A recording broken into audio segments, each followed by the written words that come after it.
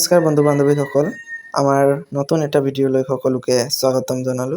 তো আজিৰ এই ভিডিঅ'টোৰ জৰিয়তে আমি কেনেদৰে ইউনিক কাৰ্ড বনাব পাৰোঁ সেই বিষয়ে আপোনালোকক দেখুৱাই যাম সম্পূৰ্ণ প্ৰক্ৰিয়া। তো তাৰ কাৰণে আমি ফাৰ্ষ্টত আমাৰ গুগল ক্ৰম ব্ৰাউজাৰখন ওপেন কৰি ল'ব লাগিব।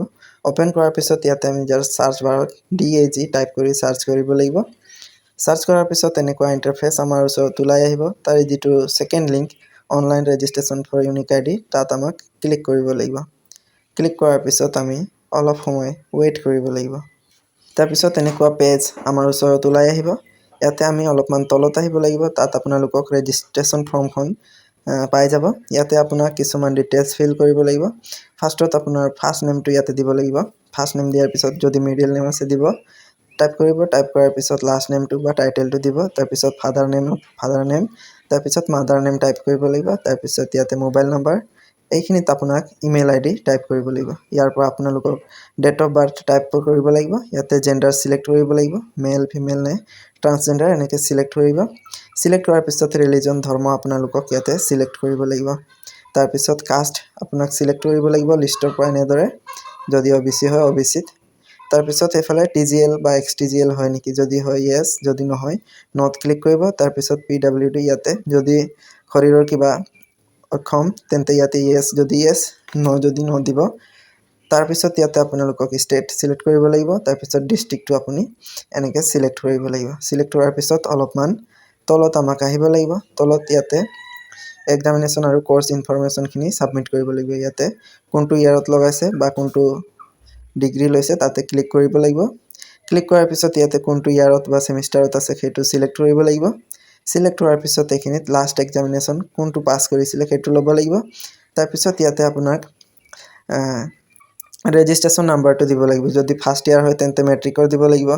যদি সেকেন্ড ইয়াৰ হয় তেন্তে মেট্ৰিকৰ ৰেজিষ্ট্ৰেচন বা ফাৰ্ষ্ট ইয়াৰৰ ৰেজিষ্ট্ৰেচনখন দিলেও হ'ব। তাৰ পিছত যদি UG আন্ডাৰ গ্ৰেজুৱেটৰ হয় তেন্তে এইচএছৰ ৰেজিষ্ট্ৰেচন, যদি থাৰ্ড সেমিষ্টাৰ হয় ইউনিভাৰ্চিটি বা ৰেজিষ্ট্ৰেচনখন দিব লাগিব। এনেদৰে আপোনাক গোটেইখিনি ডিটেইলছ ইয়াতে দিয়া আছে, চাই ল'ব ভালদৰে। তাৰ পিছত এইটো ক্লোজ কৰি দিব। ক্লোজ কৰাৰ পিছত ইয়াতে আপোনাৰ ৰেজিষ্ট্ৰেচন নাম্বাৰটো দি দিব লাগিব, ভালকৈ টাইপ কৰিব লাগিব। টাইপ কৰাৰ পিছত তলত আহিম আমি, ইয়াতে বেংক ডিটেইলটো দিব লাগিব। ফাৰ্ষ্টত আপোনাৰ নামটো দিব লাগিব। তাৰ পিছত বেংক নেমটো দিব লাগিব, যদি ষ্টেট বেংক হয় ষ্টেট বেংক বা অন্য কোনো বেংক থাকিলে ইয়াতে নামটো টাইপ কৰিব। তাৰ পিছত একাউণ্ট নাম্বাৰটো ভালদৰে ইয়াতে আপোনাক ফিল কৰিব লাগিব। তাৰ পিছত এইখিনিত আকৌ IFSC কোড এটা থাকে সেইটো ফিল কৰিব লাগিব। তাৰ পিছত কনফাৰ্ম বেংক একাউণ্ট নাম্বাৰ, ইয়াতে একাউণ্ট নম্বৰটো ভালদৰে টাইপ কৰিব লাগিব।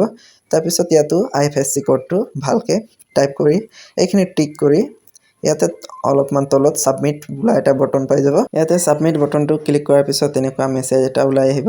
ইয়াতে আপোনাক কোৱা হৈছে আপোনাৰ ইউনিক আইডি নম্বৰটো দিয়া যাব, সেইটো আপুনি ভালদৰে নোট কৰি থ'ব। তো ইয়াতে আমি ইয়েছত ক্লিক কৰিম। ইয়েছত ক্লিক কৰাৰ পিছত অলপমান আমাক ৱেইট কৰিব লাগিব।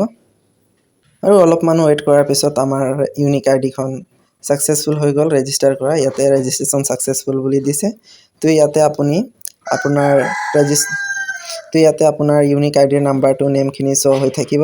তাৰে ৰাইট সাইডত আপোনালোকে ডাউনলোড একনলেজমেণ্ট বুলি এটা বটন পাব, তাতে আপোনাক ক্লিক কৰিব লাগিব। তাত ক্লিক কৰাৰ লগে লগে আপোনাৰ ইউনিক আইডিখন ডাউনলোড হৈ যাব। আৰু ডাউনলোড কৰাৰ পিছত আপোনাৰ তাতে অলপ তলত লগ আউট বুলি এটা অপশ্যন পাব, তাত আমাক ক্লিক কৰিব লাগিব। এইখিনিত আপুনি ডাউনলোড একনলেজমেণ্টত ক্লিক কৰি ইউনিক আইডিখন ডাউনলোড কৰি ল'ব পাৰিব। ডাউনলোড কৰাৰ পিছত আমাৰ আইডিখন এনেকৈ ডাউনলোড হৈ থাকিব আমাৰ ফাইলত। তো তাৰপিছত এইখিনি হোৱাৰ পিছত আমি লগ আউট বটনটোত ক্লিক কৰিব লাগিব। তো এনেদৰে আপোনালোকে আপোনাৰ ইউনিক আইডিখন মোবাইল অথবা কম্পিউটাৰৰ জৰিয়তে ঘৰতে বনাব পাৰিব। আশা কৰিছোঁ ভিডিঅ'টো আপোনালোকৰ বাবে বহুত হেল্পফুল হৈছে। লগ পাম আকৌ এটা নতুন ভিডিঅ'ত। Thank U.